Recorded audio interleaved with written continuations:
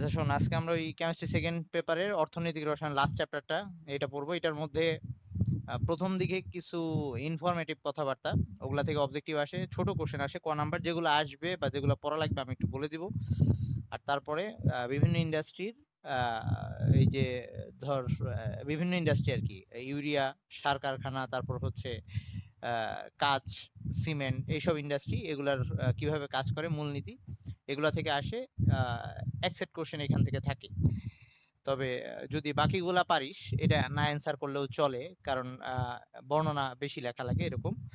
তো আমরা শুরু করি। তো প্রথম দিকে এই চ্যাপ্টারের তো একদম ফার্স্ট যে কিছু কথাবার্তা আছে, সেগুলোর মধ্যে যেটা যেটা লাগবে আমি একটু বলে দিচ্ছি। আর এটা এক এক বই, মানে বর্ণনাগুলা তোদের যে বই থেকে ভালো লাগে সেখান থেকেই পড়তে পারিস, এটা কোনো সমস্যা না। ওকে। কোনো বই একটু ভালো লেখা, কোনোটা একটু অল্প লেখা, এরকম আছে। তো একদম প্রথম দিকে যে জিনিসটা আছে যে বাংলাদেশে কয়টা প্রাকৃতিক গ্যাস ক্ষেত্র আছে এবং সেগুলার বর্তমানে মজুদ কত আছে, এবং ওখানে কয়টা প্রাকৃতিক গ্যাস কূপ আছে, সেগুলো নিয়ে কিছু কথাবার্তা আছে। একবার করে রিডিং দিবি, যেটুকু মনে থাকে থাকলো, না থাকলে নাই, মানে অত পেইন নেওয়ার দরকার নাই। তারপরে আছে হচ্ছে প্রাকৃতিক গ্যাসে কোন কোন উপাদান থাকে, এটা সংযুক্তি কি, 9-10-এও পড়ে আসছিলি, এটা একটু দেখবি। আহ, একটা সংজ্ঞা লাগবে, সেটা হচ্ছে এই যে আমাদের এখানে যে প্রাকৃতিক গ্যাস বা কয়লার এইসবের যে আহ, তাপ উৎপাদন মান, বা এগুলার যে বিভিন্ন জ্বালানির ক্ষেত্রে যে আমরা মান নিয়ে যখন কথা বলতে যাব, তো তখন আমরা এককটা ক্যালোরি একক বা কিলো ক্যালোরি জুল একক না ইউজ করে আমরা আরেকটা একক ইউজ করব, সেটা হচ্ছে বিটিইউ। ক্যাপিটাল লেটারেও লেখে, কখনো আবার এরকম করে লেখে, এক বিটিইউ। ওকে। তো বিটিইউ বলতে বোঝাচ্ছে এক পাউন্ড। পাউন্ড কিভাবে লেখে, এলবি দিয়ে। আর পাউন্ড গ্রামে নিলে 4.458 453, মানে 453 গ্রামের মতো। ওকে। আচ্ছা, 1 পাউন্ড পানির তাপমাত্রা, পানির তাপমাত্রা 1 ডিগ্রি ফারেনহাইট বাড়াতে যে পরিমাণ তাপ প্রয়োজন হয়,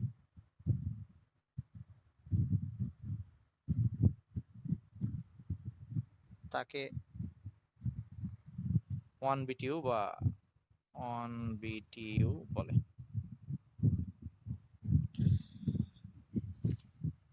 ওকে, তো মোটামুটি আচ্ছা, এটা 5.3 পরে, মানে মান কখনো 454ও লেখে, যদি এই দশমিকের পরে ইয়া করে নিই, রাউন্ড করে নিই আর কি।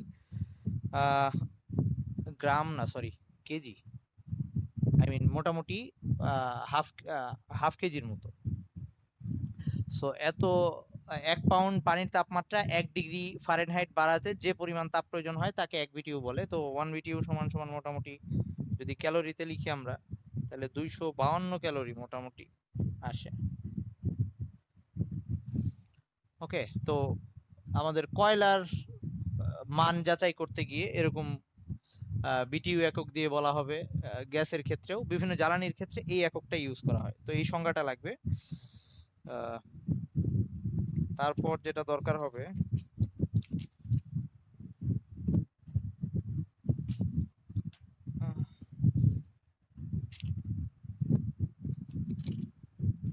ওকে, তারপর হচ্ছে কয়লার শ্রেণী বিভাগ। যদিও এটা মানে আর কি ওভাবে পড়া লাগবে না, কয়লাকে মোটামুটি 4টা ভাগে ভাগ করা হয়েছে। এটার কয়লা হচ্ছে 4টা টাইপের, রিডিং দিবি শুধু এগুলা মেইন। এগুলো আসলে অবজেক্টিভের জন্য, অবজেক্টিভের জন্যই বেশি আসে, ক খতেও খুব একটা এগুলো আসে না। তো 4টা টাইপের কয়লা, ওই ক্যালোরি তার মানের উপরে বেস করেই অনেকটা। তো একটা হচ্ছে একদম, মানে কয়লা বহুদিন মাটির নিচে এই উদ্ভিদ ও প্রাণী মৃতদেহ এগুলা চাপা থাকতে থাকলে সেগুলোই আস্তে আস্তে তাপচাপে পরিবর্তিত হয়ে কয়লায় পরিণত হয়। মানে কয়লা এক প্রকার শিলা টাইপের। ওকে, কিন্তু দাহ্য শিলা আর কি। তো একদম প্রথম দিকে মানে হচ্ছে কয়লা যখন গঠন হচ্ছে একদম প্রথম দিকে কয়লা যেটা সেটা হচ্ছে, এটার নাম হচ্ছে লিগনাইট, একদম প্রথম দিকের যে কয়লা। তো এইটার মানটা বা এটার কোয়ালিটিটা তুলনামূলক নিম্নমানের। আস্তে আস্তে এটা তা পরবর্তীতে যে টাইপের কয়লায় আসে সেটার নাম হচ্ছে সাব বিটুমিনাস। তোরা এগুলার আচ্ছা বলতেছি একটু পরে। সাব বিটুমিনাস এটা আরেকটু বেটার কোয়ালিটির কয়লা। এরপরে হচ্ছে বিটুমিনাস, আর সবচেয়ে এটাই বেশি ব্যবহার হয়, আই মিন যদি জ্বালানি হিসাবে। আর এটা হচ্ছে অ্যানথ্রাসাইট, একদম সবচেয়ে কোয়ালিটিফুল কয়লা হচ্ছে অ্যানথ্রাসাইট। ওকে, এখন এগুলার ক্যালোরিফিক ভ্যালু, এই সংজ্ঞাটা লাগবে, ক্যালোরিফিক মান বা ক্যালোরিফিক ভ্যালু। আমরা কয়লা কি কাজে ইউজ করতেছি? অ্যাকচুয়ালি কয়লা থেকে আমাদের তাপ উৎপন্ন করা দরকার। ওকে, তো 1 গ্রাম প্রতি গ্রাম কয়লা পুরায় আর কি, 1 গ্রাম কয়লা পুড়িয়ে যে পরিমাণ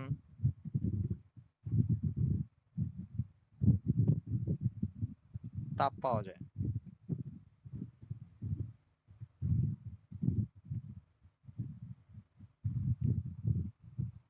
সেটাকে আমরা ওই কয়লার ক্যালোরিফিক ভ্যালু বলি। তো এই মানগুলো একটু লিখে দিই।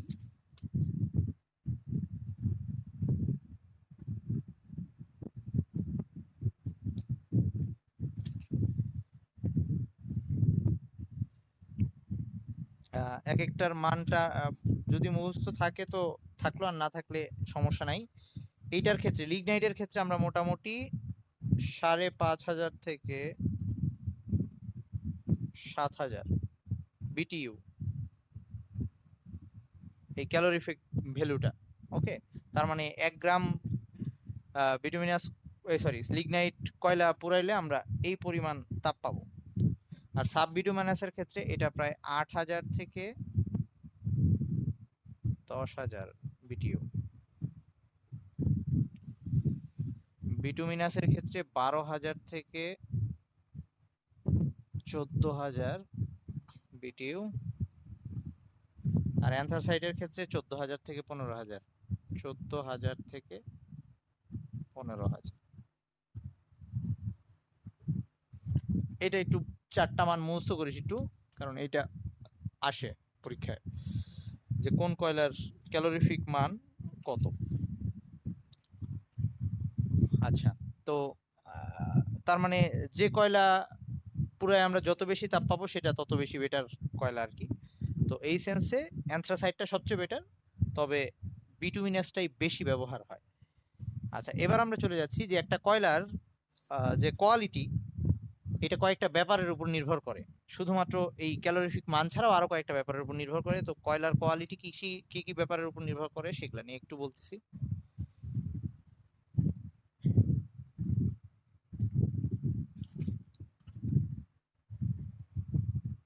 তো কয়লার মানের নির্ভরতা,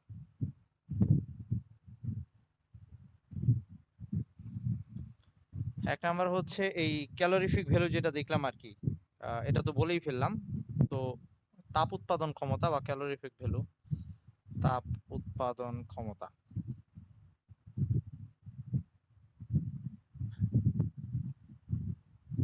তো এইটা যদি দেখি তাহলে যার ওই ক্যালোরিফিক ভ্যালুর মান যত বেশি হবে সেই কয়লা তত বেশি বেটার। তো এটা নিয়ে আর বললাম না, নতুন কিছু। সেকেন্ড হচ্ছে আর্দ্রতা। যেহেতু আমরা কয়লাকে আনতেছি ইয়া থেকেই, ভূগর্ভ থেকেই, সো এটার সাথে কিছু ময়েশ্চার থাকবে অবশ্যই, কারণ নিচে মাটিতে তো পানির উপস্থিতি আছে। তাইলে এখন এই কয়লার মধ্যে যদি পানির পার্সেন্টেজ বেশি থাকে বা জলীয় বাষ্প বা এই যে আর্দ্রতা ময়েশ্চার বেশি থাকে, তাহলে ওই কয়লাটার মান তো খুব একটা ভালো হবে না। কারণ আমার ফার্স্টে যখন এটা থেকে এটাকে পোড়ানোর চেষ্টা করব বা তাপ দিব, ফার্স্টে কিন্তু পানিগুলো আগে বাষ্প হবে, তারপরে সে ওই বাকি তাপ জ্বলার কাজে ইউজ হবে আর কি। তো এই ক্ষেত্রে আর্দ্রতা যত কম হবে, তো সেই ক্ষেত্রে ওই কয়লা তত বেটার হবে। তো কয়েকটার মান একটু লিখে দিচ্ছি। নরমালি লিগনাইটের মধ্যে, যেটা ওই যে সবচেয়ে নিম্নমানের কয়লা, লিগনাইটের মধ্যে 43% ময়েশ্চার থাকে। আর এই যে অ্যানথ্রাসাইট, যেটা সবচেয়ে বেটার ছিল, অ্যানথ্রাসাইট, এটার মধ্যে মিনিমাম 4% ময়েশ্চার থাকে। ওকে,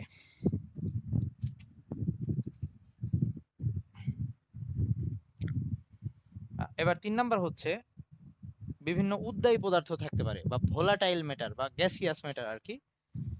উদ্বায়ী পদার্থ, এই উদ্বায়ী পদার্থগুলোর উপরেও কয়লার মানটা নির্ভর করবে। যেমন উদ্বায়ী পদার্থ বলতে ধর কার্বন ডাইঅক্সাইড থাকতে পারে কয়লার সাথে, কার্বন মনোক্সাইড থাকতে পারে, হাইড্রোজেন থাকতে পারে।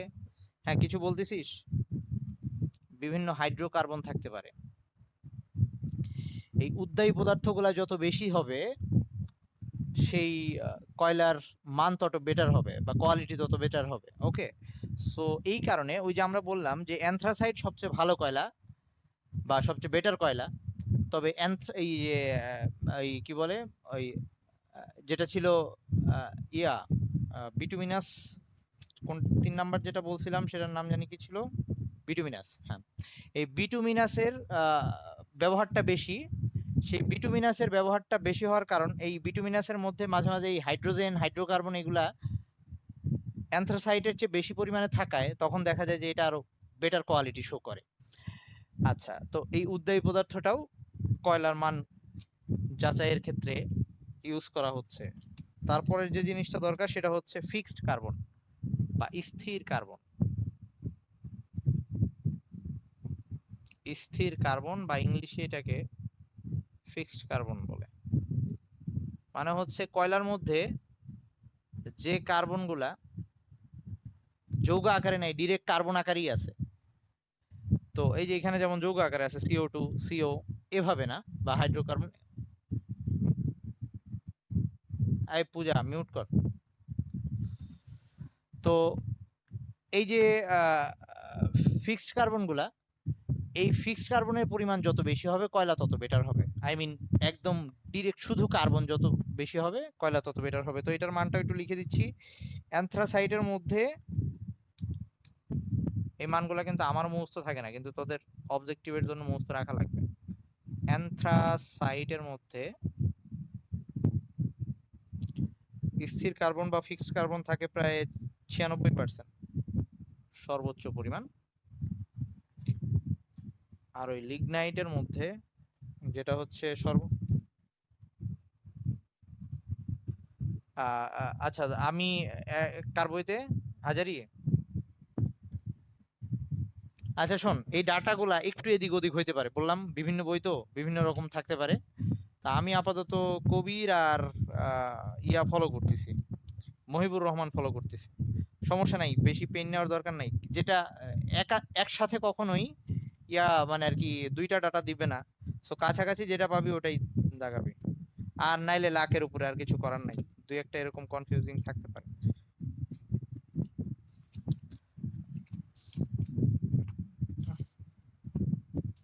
আর হচ্ছে ইসের ক্ষেত্রে, লিগনাইটের ক্ষেত্রে এটা প্রায় 38% থাকে। গেল। এরপর হচ্ছে অ্যাশ বা ছাই, কয়লার মধ্যে এটাও থাকে। আই মিন আমরা কয়লাকে যদি পোড়ানোর পরে যে ছাইটা থেকে যাবে, এই ছাইটা আসে হচ্ছে কয়লার মধ্যে কি পরিমাণ ইনঅর্গানিক ম্যাটার, বা ওই ধর বিভিন্ন মাটিতে তো বিভিন্ন টাইপের ধাতব পদার্থ আছে। আয়রন অক্সাইড থাকতে পারে, তারপরে মাটিতে আরো বিভিন্ন ধাতব পদার্থ থাকতে পারে, সেগুলা কয়লার সাথে আসতে পারে। এবং একই সাথে কোনো ওই যে সোডিয়াম, পটাশিয়াম এগুলা যৌগ থাকতে পারে। তো সেগুলাই যেগুলাকে কয়লার সাথে, এগুলা পোড়ানোর পরে এগুলাই ছাই আকারে থেকে যায়। সো এগুলা হচ্ছে অ্যাশ। এইটা তারপরে এই অ্যাশের পরিমাণ যত বেশি হবে, এটা বাড়লে যত বেশি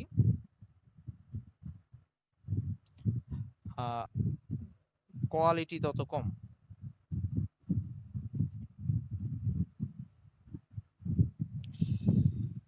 ওকে, এবার লাস্ট হচ্ছে সালফার। এটা অবশ্য আমরা আগেও একটু বলছিলাম পরিবেশ রসায়ন পড়তে গিয়ে। প্রায় প্রতিটা জ্বালানি যেগুলো আমরা ভূগর্ভ থেকে নিয়ে আসতেছি তাদের সাথে কম বেশি সালফার থাকে, কারণ আমরা 9-10-এ পড়ে আসছিলাম সালফার ভূগর্ভেই থাকে এবং সেটা ওই যে ফ্রাস পদ্ধতিতে উপরে নেওয়া আসা হয়।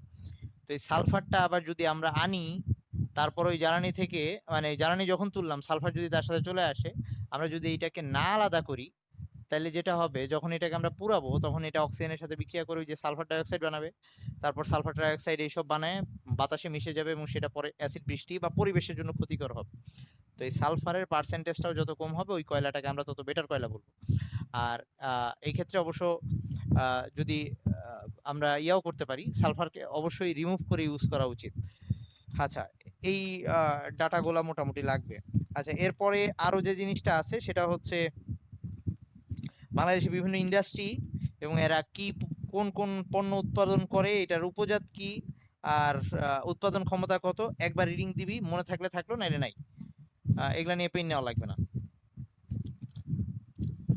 আচ্ছা, আমরা এরপরে আমাদের মেইন পড়ায় চলে আসতেছি। এখন হচ্ছে আমাদের মেইন পড়া। এই ক্ষেত্রেও ইউরিয়াটা যদিও মোটামুটি সব বইয়ে একইভাবে লিখছে, কিন্তু বাকিগুলা এক এক বইয়ে একটু হয়তো বিক্রিয়াটা পুরোপুরি মিলবে না, অথবা কাঁচামাল এক দুইটা কম বেশি। কারণ এইখানে এগুলা জিনিস হচ্ছে এক এক ইন্ডাস্ট্রি এক এক রকম জিনিস ইউজ করে, সো কোনো বইয়েরটাকে তুই ভুল বলতে পারবি না। আমাদের দেশে আমরা যে জিনিসটাকে কাঁচামাল হিসেবে নিচ্ছি ওইটা আমাদের দেশে অ্যাভেলেবল, অন্য দেশে আরেকটা ইউজ করতে পারে। সো নর্মালি আমাদের দেশের রেফারেন্সেই লেখা হচ্ছে, তবে ব্যাপার আছে, ধর নতুন নতুন ইন্ডাস্ট্রি হচ্ছে, তারা তাদের প্রসেস চেঞ্জ করতেছে, নতুন নতুন উদ্ভাবন ইউজ করতে পারে তারা। তো এই ক্ষেত্রে একটু এদিক ওদিক হইতে পারে। তারপরে যে উৎপাদন ক্ষমতাগুলা, বার্ষিক উৎপাদন ক্ষমতা, এই ডাটাগুলাও একজাক্ট থাকে না কখনো, এগুলা রেগুলার চেঞ্জ হচ্ছে। সো ওইসব ক্ষেত্রে অত পেইন না নিয়ে যে কোনো একটা বা দুইটা বই একটু মিলিয়ে দেখলি তোর বেশি কষ্ট করে মনে রাখা লাগবে না, আসলে একটা বা দুইটা অবজেক্টিভ আসবে, এর বেশি আসবে না। এর জন্য এত বেশি পেইন নিয়ে অনেকগুলা পড়ার কোনো দরকার নেই। তো এখন আমরা ইউরিয়া উৎপাদন প্রণালী সেটাই চলে যাচ্ছি। এটা খুব বেশি ইম্পর্টেন্ট, অনেক বেশি আসে।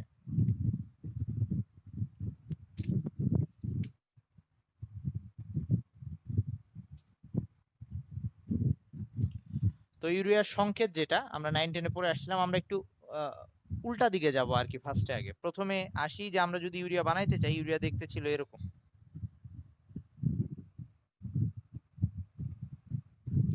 তো এটা বানাইতে হইতো দুইটা জিনিস থেকে, সেটা হচ্ছে আমরা নর্মালি 9-10-এ পড়ে আসছিলাম যেটা, সেটা আমি লিখতেছি যে CO2, এই যে কার্বন লাগবে আর অ্যামোনিয়া লাগবে। তো এই নাইট্রোজেন দুইটা আছে, সো দুইটা অ্যামোনিয়া আর একটা CO2, এটা বিক্রিয়া করেই মেনলি, যদিও দুই ধাপে বিক্রিয়াটা হয়। তো খালি চোখে কাঁচামাল হিসেবে আমরা যা দেখতেছি CO2 আর অ্যামোনিয়া, এবং নর্মালি তাই প্রত্যেকটা ইন্ডাস্ট্রির জন্য এটাই কাঁচামাল হওয়া উচিত। তবে ওই যে বললাম এক এক দেশে কোন কোনটা অ্যাভেলেবল আছে সেটার উপরে ডিপেন্ড করতেছে। তো আমাদের দেশে যে জিনিসটা আমরা CO2 ডিরেক্ট CO2 আমরা মানে আর কি ওই সিলিন্ডারে CO2 কিনে এনে তারপর ইউজ করা ওভাবে না করে, আমরা যেটা করতেছি আমাদের দেশে অ্যাভেলেবল জিনিস যেটা, সেটা হচ্ছে প্রাকৃতিক গ্যাস মিথেন। এই মিথেনকে আমরা পুড়ায় তারপরে ওখান থেকে CO2 আগে অক্সিজেন দিয়ে দহন করে আগে আমরা CO2 উৎপন্ন করে নিচ্ছি। তাহলে আমাদের দেশের কথা চিন্তা করলে, আমাদের ডিরেক্ট কাঁচামাল যদি বলি, তাহলে আমাদের কাঁচামাল একটা হচ্ছে প্রাকৃতিক গ্যাস। তাহলে একটু ধর এভাবে আমাদের দেশের রেফারেন্সে যদি লিখি, তাহলে প্রাকৃতিক গ্যাস হচ্ছে আমাদের কাঁচামাল একটা, এখান থেকে আমরা CO2 পাবো। ওকে, আচ্ছা লিখলাম না। আর অ্যামোনিয়া, এই অ্যামোনিয়াটা আমরা ডিরেক্ট আগে একদম ইন্ডাস্ট্রি শুরু করতেছে কোত্থেকে, অ্যামোনিয়াটা ইন্ডাস্ট্রি আগে তৈরি করে নিবে। তো তৈরি করার জন্য সে তখন কি ইউজ করবে, বাতাসের মধ্যে আছে নাইট্রোজেন, সো বাতাস থেকে, এয়ার থেকে আমরা নাইট্রোজেনটা আলাদা করে নিব, আর এই যে মিথেন থেকে আমরা হাইড্রোজেনটাও পাবো। তাইলে আমাদের একদম যদি আমাদের ইন্ডাস্ট্রির কথা চিন্তা করি, আমাদের ইন্ডাস্ট্রি এই দুইটা জিনিসই মেইনলি ইউজ করতেছে। একটা হচ্ছে প্রাকৃতিক গ্যাস আর বায়ু বা এয়ার। ওকে, কিন্তু আর যদি একদম সব মিলে এভারেজ বলি, তাইলে এইটা হচ্ছে কাঁচামাল। সো দুইটা কথাই কিন্তু সত্য। কোন বইয়ের যদি এরকম লেখা থাকে যে CO2 আর অ্যামোনিয়া হচ্ছে প্রধান কাঁচামাল, সেটাও ঠিক আছে। আবার যদি আমাদের দেশের রেফারেন্স চিন্তা করি, তাহলে প্রাকৃতিক গ্যাস আর বায়ু এভাবে বললেও, যেটা দিয়ে আমি শুরু করতেছি আর কি, তাহলে এটাও ঠিক আছে। আচ্ছা, তাহলে এবার আসি, তো আমাদের CO2 আর অ্যামোনিয়া লাগবে এই ইউরিয়া বানানোর জন্য। তো তার জন্য আমাদের দেশের ইন্ডাস্ট্রিগুলো যেটা করতেছে, আগে এই অ্যামোনিয়া বানায় নিবে, CO2 বানায় নিবে, তারপরে ওই দুইটাকে একসাথে করে এই ইউরিয়া বানাবে। তাহলে আমরা একটু ধাপে ধাপে আসি। তাহলে প্রথমে হচ্ছে আমাদের অ্যামোনিয়া প্রস্তুত করা লাগবে, অ্যামোনিয়া প্রস্তুতি।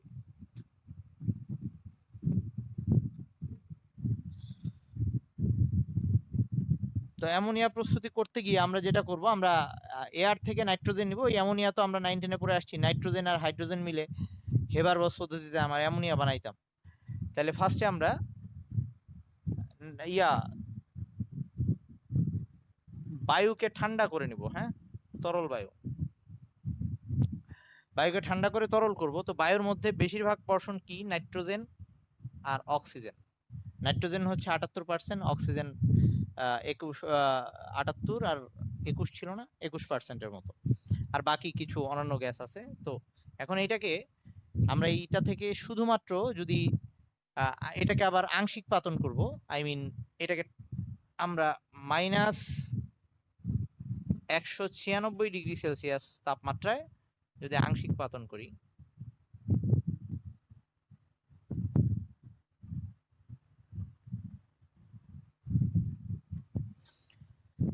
তখন অক্সিজেনটা আটকা পড়ে যাবে, আর শুধু নাইট্রোজেনটাকে আমি পেয়ে যাব, নাইট্রোজেন আলাদা হয়ে যাবে।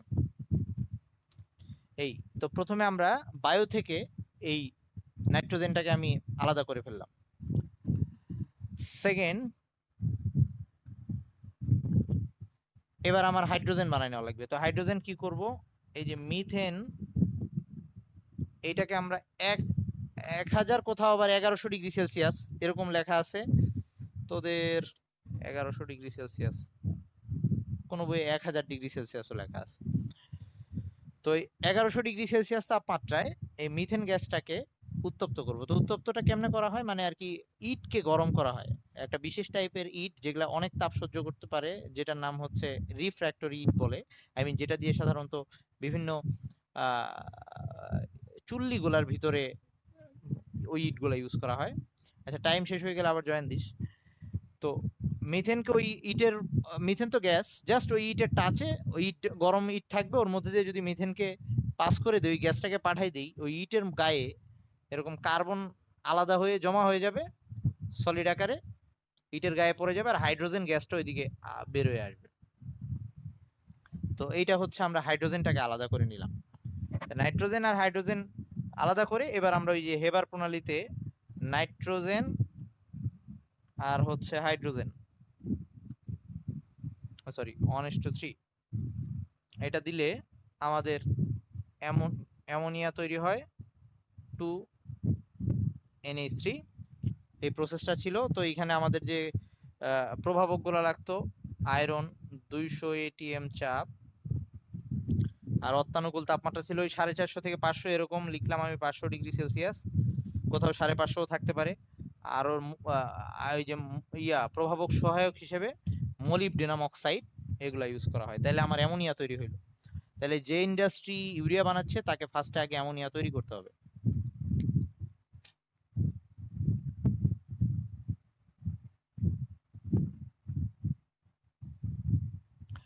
আচ্ছা, এবার এটা মলিবডেনাম অক্সাইড, MO, এই ওটা ছোট হাতের, এই ওটা বড় হাতের। আচ্ছা, আমি মিটিংটা আবার দিচ্ছি, করতেছি, হ্যাঁ, জয়েন দে আবার তোরা নরমালি।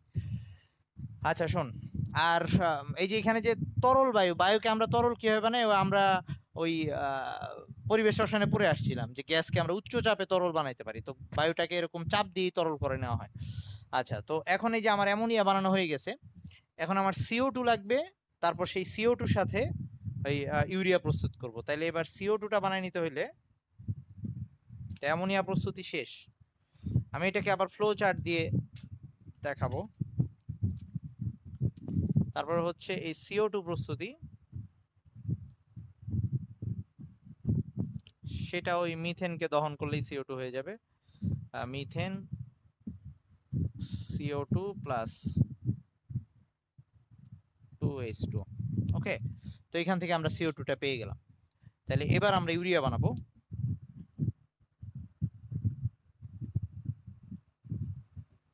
ইউরিয়া বানানোর জন্য আমরা দেখছি যে অনুপাতটা ছিল 1:2 অনুপাত, মানে হচ্ছে CO2 আর অ্যামোনিয়া এটা ছিল 1:2 অনুপাতে। তো এই দুইটাকে উচ্চ চাপ আর তাপমাত্রায় আমাদের বিক্রিয়াটা ঘটাইতে হবে। এই উচ্চ চাপ আর তাপমাত্রা যে ফিক্সড করে দেওয়া, এই জিনিসটা এখানে লেখাই দিব না পরে?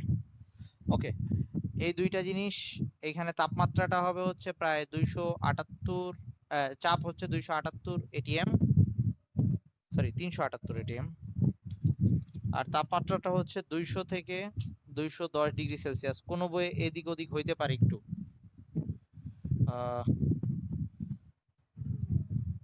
ওকে, দাঁড়া দেখি আমি দুইটা বইয়ে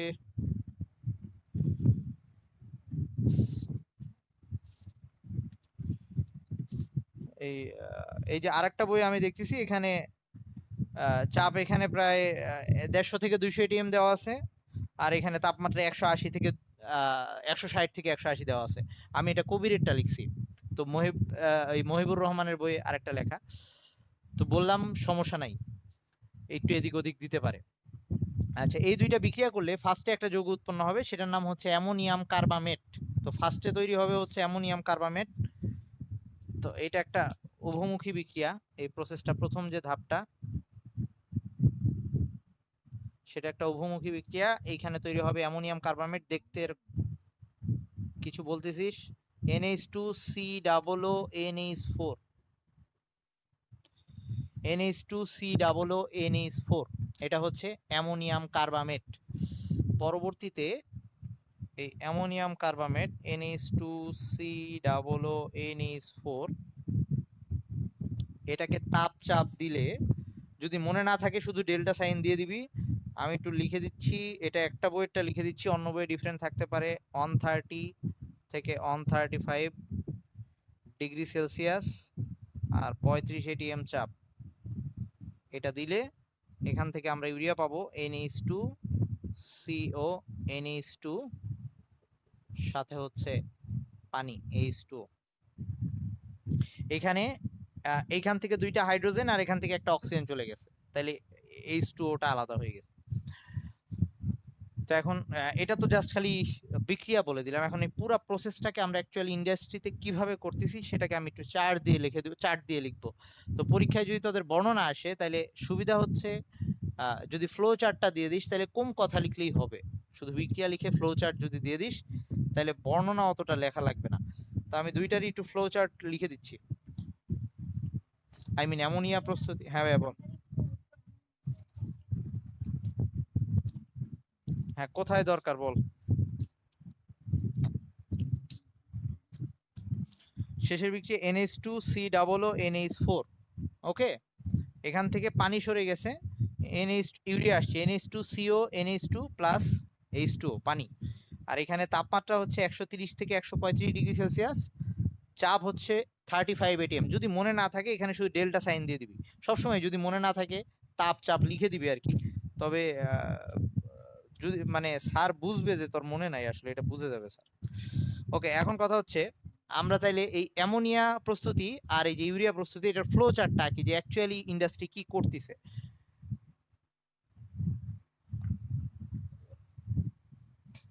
তো এটা হচ্ছে অ্যামোনিয়া প্রস্তুতির প্রবাহ চিত্র।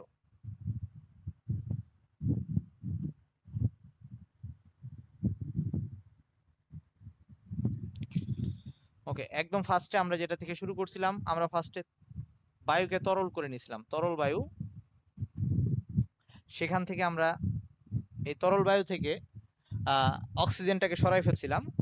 তো এটাকে আংশিক পাতন করছিলাম, আংশিক পাতন। এটা করে আমরা এখান থেকে নাইট্রোজেনটাকে আলাদা করে নিয়ে আসছিলাম। এইটা আবার একই সাথে আমরা তো তরল বায়ু থেকে আংশিক পাতনের মাধ্যমে নাইট্রোজেন আলাদা করছি। একই সাথে আমরা মিথেন সেইটা থেকে 1100, আচ্ছা এটার মধ্যে আমি নাইট্রোজেন 1100 ডিগ্রি সেলসিয়াস তাপমাত্রায় দিয়ে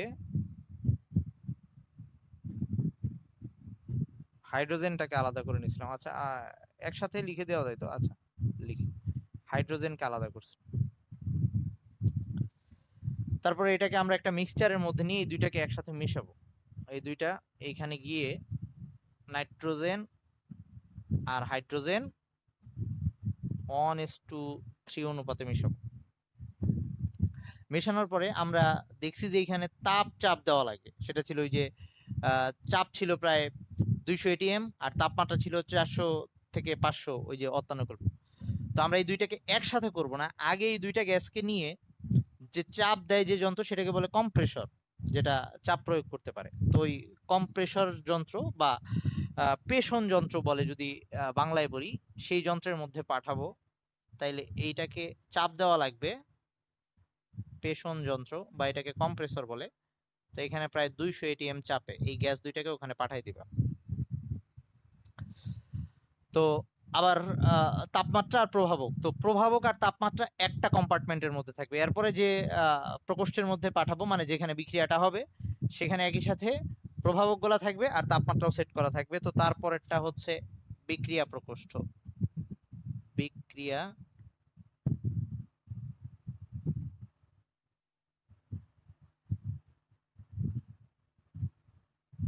বা রিঅ্যাক্টর, ইংলিশে বললে রিঅ্যাক্টর আর কি, বিক্রিয়া প্রকোষ্ঠ।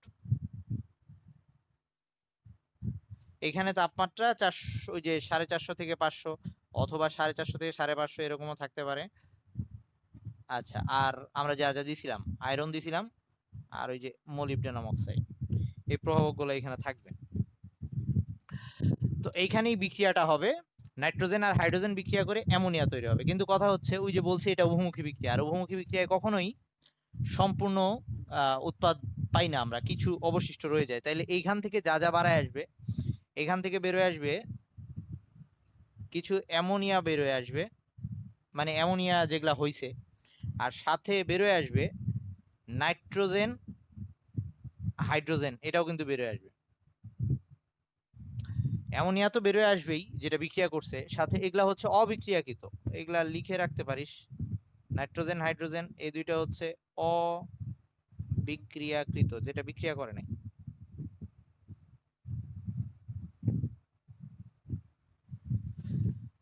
তো এখন এই যে নাইট্রোজেন আর হাইড্রোজেন বেরোয় আসলো, এই নাইট্রোজেন হাইড্রোজেনের সাথে অ্যামোনিয়া, আমার দরকার হচ্ছে অ্যামোনিয়াটা। আর নাইট্রোজেন হাইড্রোজেনকে আমি ফেলে দিব? অবশ্যই না, ইন্ডাস্ট্রি তো এই ক্ষতি করবে না। ইন্ডাস্ট্রি করবে কি, এটাকে আবার যাতে রিসাইকেল করা যায় সেটাকে ফেলে দিবে না।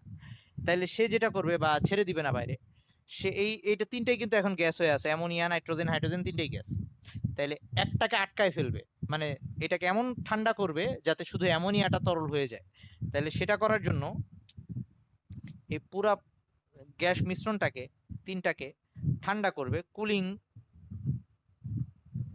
তো এটা শীতক প্রকোষ্ঠ, যেখানে ঠান্ডা করা হবে তাদেরকে -33 ডিগ্রি সেলসিয়াস তাপমাত্রা। তো -33 ডিগ্রি সেলসিয়াস তাপমাত্রায় যদি ঠান্ডা করা হয়, তাহলে তখন শুধু অ্যামোনিয়াটা তরল হয়ে আটকা পড়বে। তাহলে যেটা তরল হয়ে আটকা পড়তেছে সেটাকে আমি এই সাইডে নিচে রেখে দিলাম। এই যে অ্যামোনিয়া, এটা আটকা পড়ে গেছে, তরল। ওকে, তরল। এই -30 ডিগ্রি সেলসিয়াসে ও তরল হয়ে যায়, কিন্তু বাকিগুলা তখনও গ্যাস থাকে, মানে নাইট্রোজেন হাইড্রোজেন তখনও গ্যাস আছে। ওকে, তাহলে ও রয়ে গেল।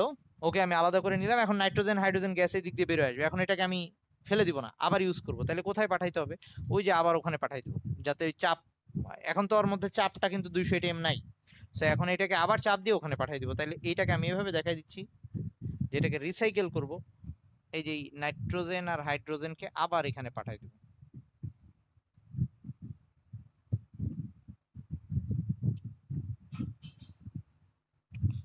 এই যে এটা নাইট্রোজেন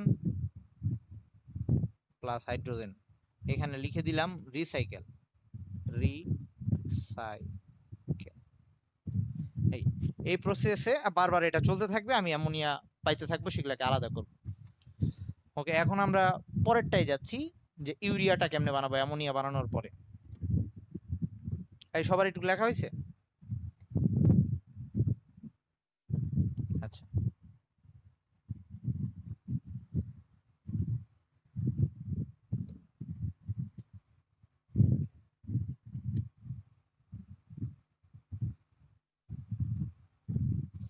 এবার হচ্ছে ইউরিয়া প্রস্তুতিটা যেভাবে আমরা করলাম, তাহলে ফার্স্টে আমরা CO2 আর এই অ্যামোনিয়া,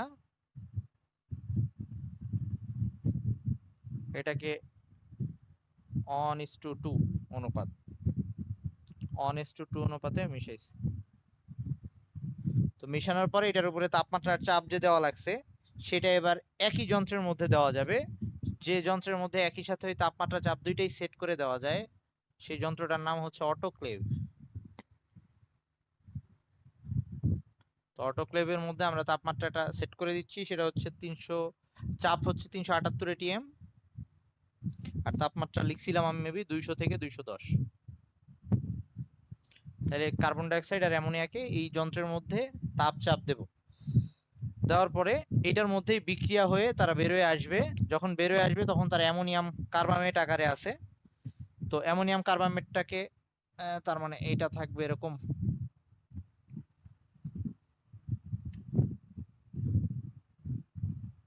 তো অ্যামোনিয়াম কার্বামেট যেটা থাকবে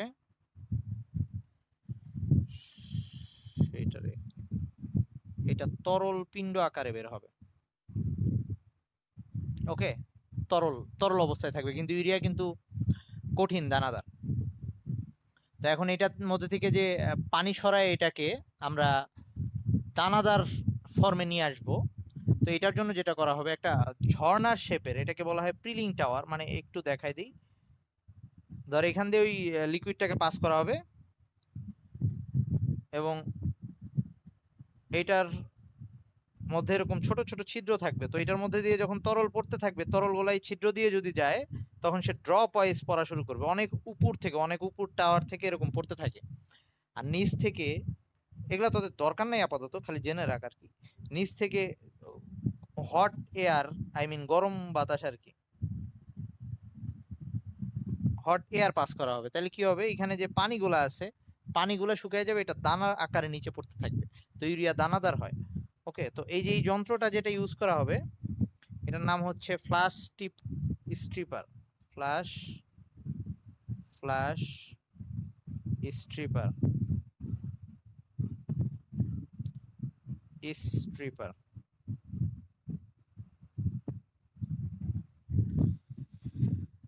ওকে, তো এখন এইটাকে এই এরপরে এই জিনিসটাকে, এটা এবার ইউরিয়া আকারে বের হয়ে আসবে, ইউরিয়া, ইউরিয়া দানাদার আর কি।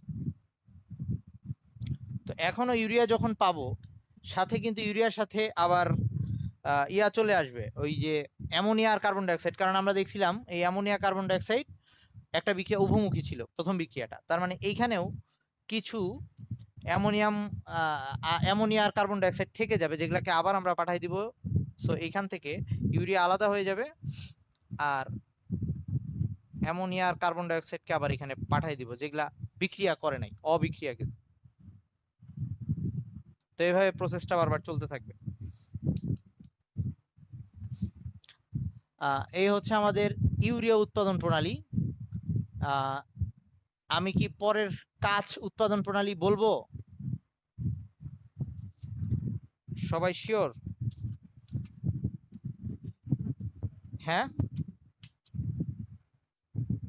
আচ্ছা ঠিক আছে, তাহলে এটি একটু ভালো করে পড়বি, কজ এটা প্রায় আ মানে ১ বছর অন্তর অল্টারনেট করে আসে। এখন আগের বছর কোনটা আসছে আমার খেয়াল নাই। যদি ইউরিয়া না এসে থাকে তাইলে আসার চান্স অনেক বেশি। আর আসলেও আ এটা দিয়ে দিতে পারে, রিপিট হইতেই পারে। এটা খুব কমন একটা কোয়েশ্চেন। ভালো করে পড়িস। প্রত্যেকটা বই মোটামুটি একই টাইপের। অন্যগুলা তাও অনেক একটু ডিফারেন্ট হয় লেখার স্টাইল। বাট এটা পুরাপুরি একই টাইপের লেখা। ওই তাপমাত্রাগুলো একটু এদিক ওদিক হইতে পারে। তো পড়িস আরকি। যেকোনো একটা বই ফলো করলেই হবে, সমস্যা নাই। তো থাকুক আজকে। আল্লাহ হাফেজ। ভালো থাকিস।